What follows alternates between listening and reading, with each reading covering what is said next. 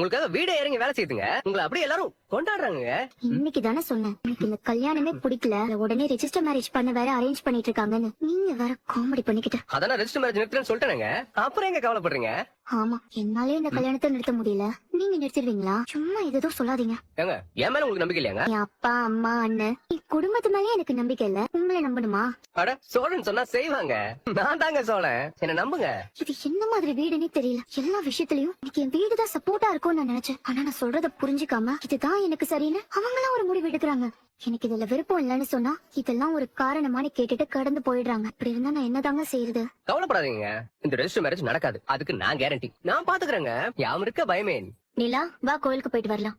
நான்லாம் வரல. வா நிலா, மாமா தான் போயிட்டு வர சொல்லிருக்காரு. அண்ணி நான் சொல்றத யாராச்சும் கேக்குறீங்களா? அவங்க சொல்றத மட்டும் நான் ஏன் கேட்கணும்? கோவிலுக்கு அவங்களா கூப்பிடுறாங்க, நான் தானே கூப்பிடுறேன். என் கூட வர மாட்டியா? அண்ணி ப்ளீஸ் அண்ணி. வா நிலா, போயிட்டு சீக்கிரம் வந்துடலாம் வா. அட ஆமாங்க, நடக்காது. நீங்க வேணா பாத்துட்டே இருங்க. இந்த ரெஜிஸ்டர் மேரேஜ் நடக்காது, கல்யாணமும் நடக்காது, எதுவுமே நடக்காது. எங்க வீட்டுல இருக்கவங்களே என்ன பத்தி கவலைப்படல. என் மேல பாசம் இருக்குன்னு சொல்லிட்டு எனக்கு பிடிக்காத ஒண்ணு செஞ்சுட்டு இருக்காங்க. நீங்க எங்க என்ன பத்தி இவ்வளவு கவலைப்படுறீங்க?